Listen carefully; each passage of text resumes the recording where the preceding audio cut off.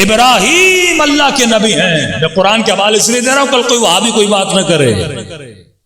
अल्लाह ने इतने सालों के बाद इब्राहिम को बेटा दिया, बुढ़ापे में बेटा दिया। कुरान की आयतें हैं, जब बेटा मिला अल्लाह ने कहा इब्राहिम ऐसी सरजमीन पे चला जा, जी जरा जमीन है, दाना उगता नहीं है, पानी नहीं है, शिद्दत की गर्मी है, तो बीवी को भी छोड़, बच्चों को भी छोड़। इब्राहिम ने सवाल नहीं किया, खुदा इतने सालों के बाद बेटा दिया तो ये आलम क्यों? यही तो इम्तिहान इब्राहिम है, क्योंकि नस्ल इब्राहिम से किसी हुसैन को आना है, नस्ल इब्राहिम से किसी सैयदा ज़ैनब को आना है। जब आबा व अजदाद में ये सब्र है तो फिर औलाद में भी वो सब्र पैदा होता है।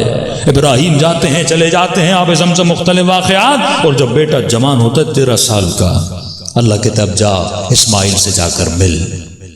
और जब मिलते हैं 2 रातें 3 रातें गुजरती हैं, ख्वाब आता है। इतने सालों के बाद बाप बेटे से मिले, क्या मोहब्बत होगी, क्या मोहब्बत होगी। ख्वाब में देख रहा है कि अपने बेटे का गला काट रहा है।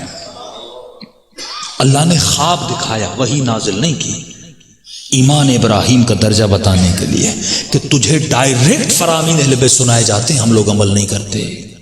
इब्राहिम ख्वाब में सुन रहा है। ईमान का यह दर्जा है कि ख्वाब में देखी हुई चीज और बेटे को ज़बा करना है। सुबह कहते हैं कि मेरे लाल, मैंने ख्वाब में देखा कि मैं तुझे ज़बा कर रहा हूं। कि बाबा फिर देर कैसी? कब माँ को न बताइएगा, माँ बर्दाश्त ये बातें नहीं करती। वो हाजरा का मकाम था, करबला में ज़ैनब का मकाम था। इस्माइल को लेकर पहुंचे इब्राहिम। बाज मिंबरों से ये बात थोड़ी सी गलत भी पढ़ी जाती है कि इब्राहिम ने छुरी नहीं चलाई थी। इब्राहिम हुसैन का दादा है।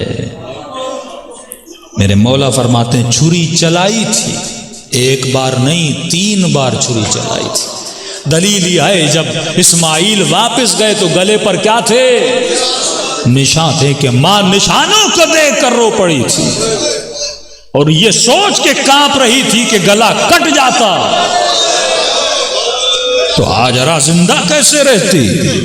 ए मुफ्ती, ए मौलवी, ये कुरान है, खुदा क्यों ऐसा इम्तिहान ले रहा है? औलिया से इम्तिहान लिया जाता है, आम बंदों से इम्तिहान नहीं लिया जाता। फरमाया जब 1 मर्तबा छुरी चलाई, गला न कटा।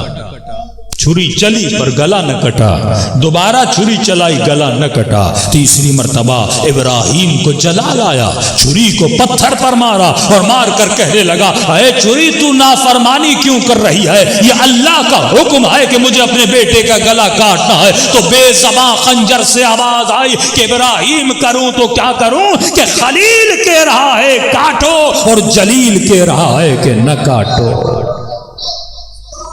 उस वक्त वो दुम्बा आया था।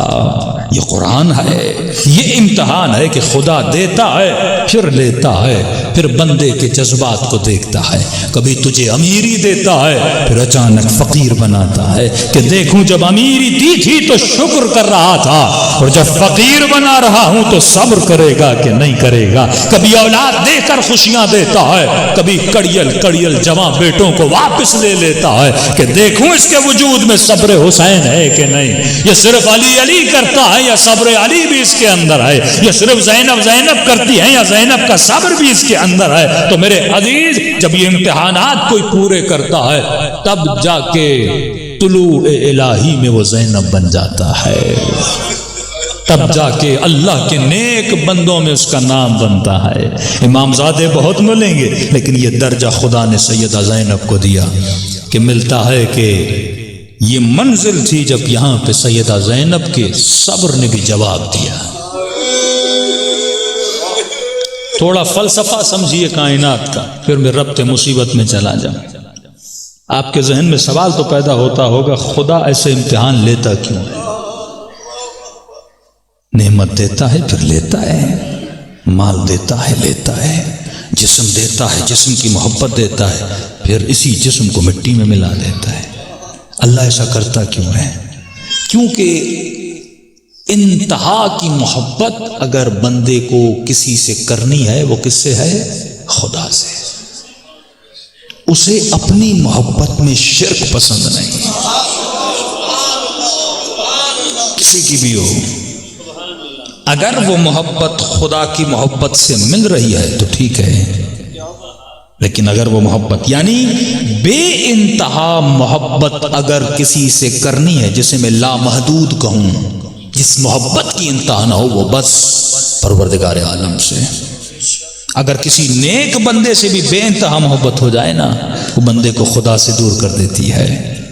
नुसेरी आशिक अली है, लेकिन जब मोहब्बत में इंतहा न रही तो अली को खुदा बना दिया। मोहब्बत की इंतहा, अल्लाह कहता मैं देखूं कितनी मोहब्बत है बेटे से। हुसैन को अकबर से मोहब्बत है। का हुसैन दुनिया को बता अकबर से कितनी मोहब्बत है। कुर्बान करके बताया खुदाया तुझसे ज्यादा नहीं। सैयदा ज़ैनब को अपनी चादर से मोहब्बत है। कुर्बान करके बताया खुदाया तुझसे ज्यादा नहीं। रुबाब को अपने असगर से मोहब्बत है। कुर्बान करके बताया खुदाया तुझसे ज्यादा नहीं। अब कहता है जब तू अपनी मेरी मोहब्बत में खुद को फना करता है, फिर मैं तुझे बका देता हूं। पहले फना कर, इस कतरे को समंदर में मिला, फिर मैं तुझे समंदर बना देता हूं। एक और मिसाल दूं ताकि बच्चों को समझ आ जाए। वो बंदा जो समंदर के तलातुम में अपने वजूद को महसूस करके तैरना चाहता है ना, पानी उसे अंदर खींचता है, डुबोता है।